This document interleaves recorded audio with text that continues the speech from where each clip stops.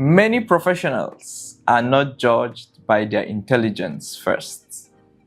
They are judged by how they communicate, how they speak in meetings, their emails and messages. Before people meet you, they experience you through your communication. I remember so many times that we have judged people from their first email to us or their first responses or our communication with them when they resume in the organization. So your communication introduces you. Hello there and welcome to Communication Etiquette for Young Professionals with Victory Daniel. This year, we communicate with clarity, confidence, and intention. I am positive that this series will transform how you communicate as a young professional. Today, we will dive deeper into professional communication. How do you select the best channel to communicate? How you use emails, messaging, and meetings. First, determining the most appropriate channel for a specific communication is critical to ensure it is effective and received as intended. I have seen people getting offended because an email was sent over an issue that could be resolved through chats or a quick verbal communication. To communicate effectively, you must choose the right channel. And today, I will be sharing with you what I call the right channel model, R.I.G.H.T. This model will help you to determine the appropriate channel for a specific communication. And if you are still unsure after you have used the model and you need guidance, I will recommend talking to your line manager or someone senior in your organization or company or wherever you work to help you determine the best channel to use for specific communications. The right model. R stands for relevance. What is the relevance of your message? Is your message relevant that you need to use email, or is it easier through a conversation or to use a message? So check the relevance of the message. Is the message containing confidential information? Is it containing information that should not be seen somewhere or should not be heard by other people? So the relevance of the message is very important. Intent. What is the intent of your message? Is my intent for official purposes, or is my intent for an informal conversation, or is my intent for documentation?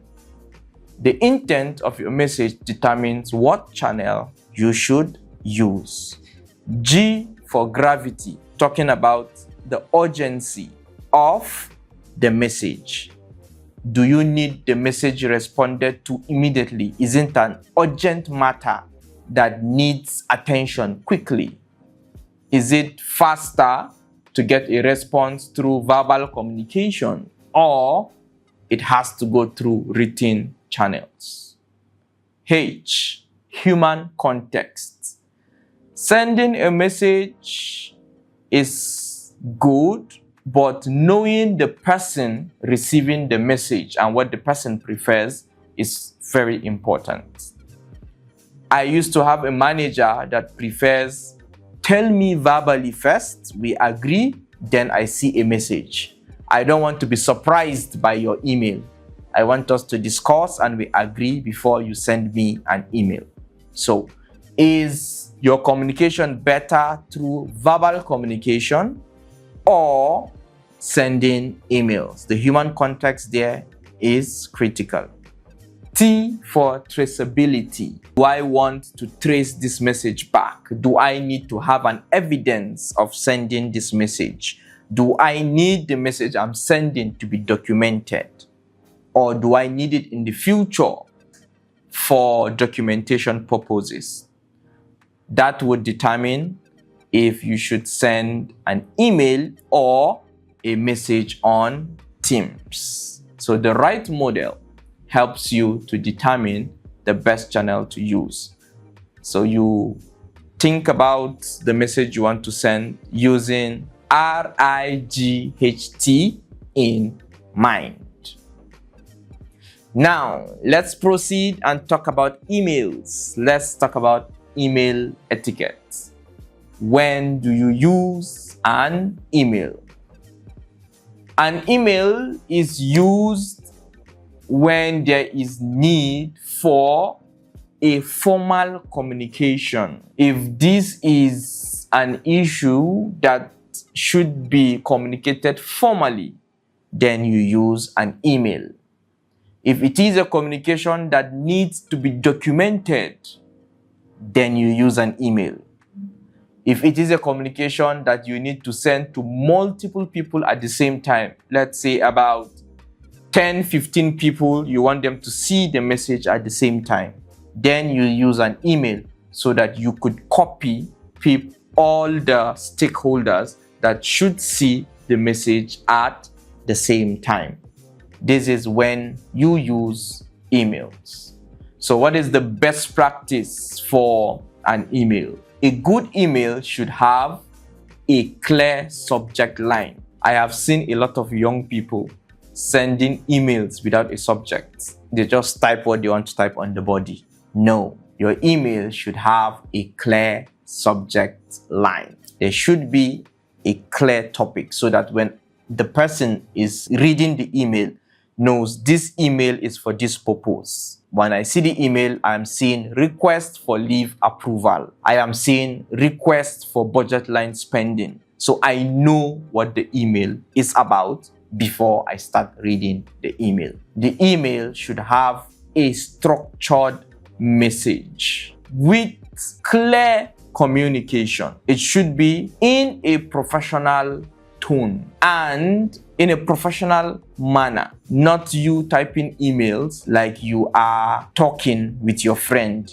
I've seen people that type emails and when you read the email, you're like, bro, were you talking to your friend? Make sure your email is well structured with the required details in a professional manner. Your email should have a defined purpose, a clear action or requests. Emails should have defined purpose, clear action, or requests. Avoid long and confusing emails. I know people that can send 5-7 pages emails. It makes people confused and they don't get the main point of your email. So avoid long and confusing emails. Don't talk about a lot of stories.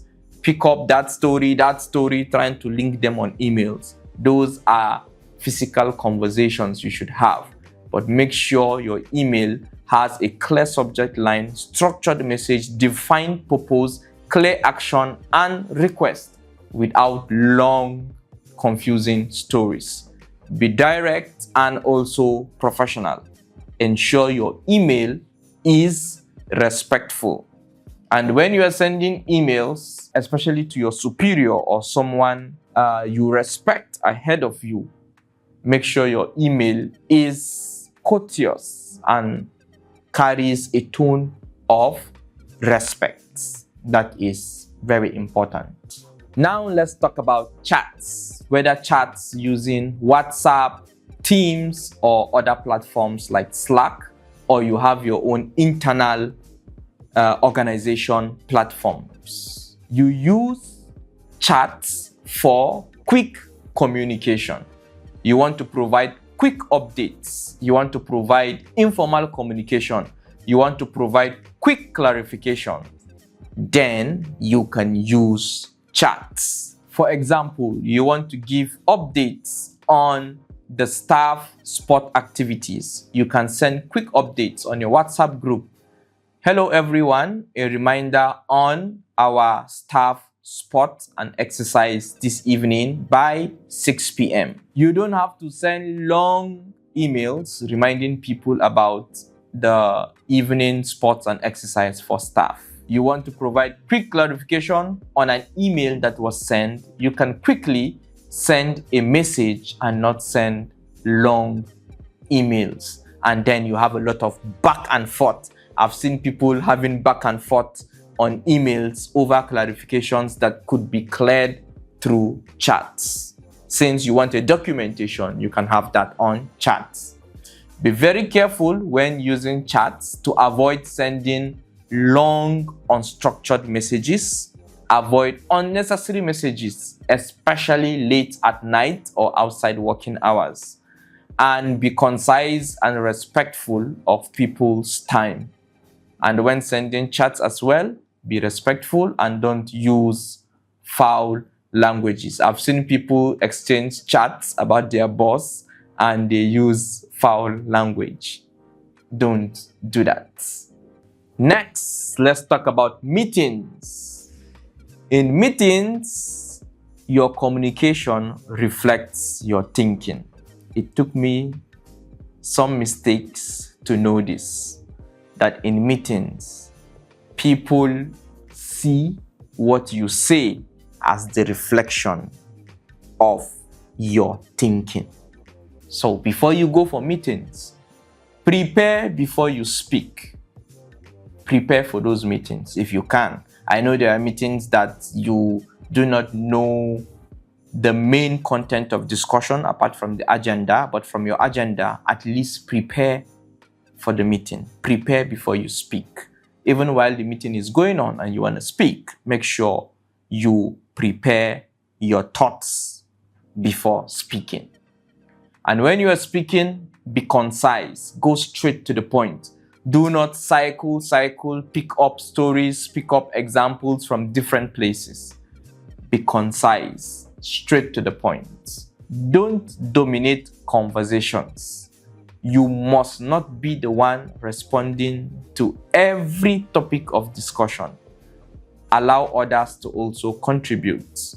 Do not dominate the conversation, especially when that is avoidable.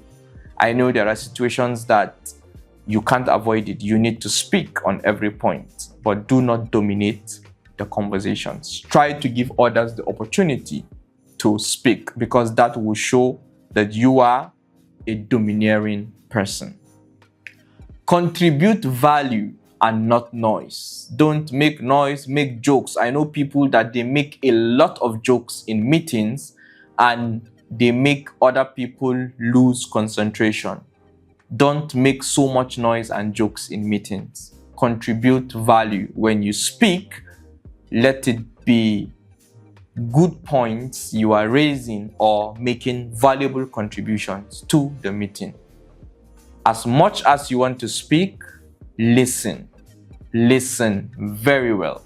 That would help you contribute value, and that will help you take away action points as you leave the meeting. Now I will want you to reflect on all I have said. Ask yourself, are my emails clear and structured? Do I use the right channel for the right message and the right person or audience receiving my message? How do people experience me in meetings? Do people complain about my contribution or murmur when I raise my hand to speak? If today's discussion provided you with new perspectives or actionable knowledge, I encourage you to share this episode with fellow learners, your friends, colleagues, mentees, or anyone who might benefit from this series. Please like, comment, and share. Your engagement helps this valuable content reach a greater number of people who desperately need this. In the next episode, we will explore interpersonal communication, how to speak with confidence, manage conflict, and build strong professional relationships. Thank you for watching, and remember, the wrong message in the wrong channel at the wrong time can damage your credibility. The right message delivered correctly can elevate your reputation. Thank you again for watching, and Bye for now.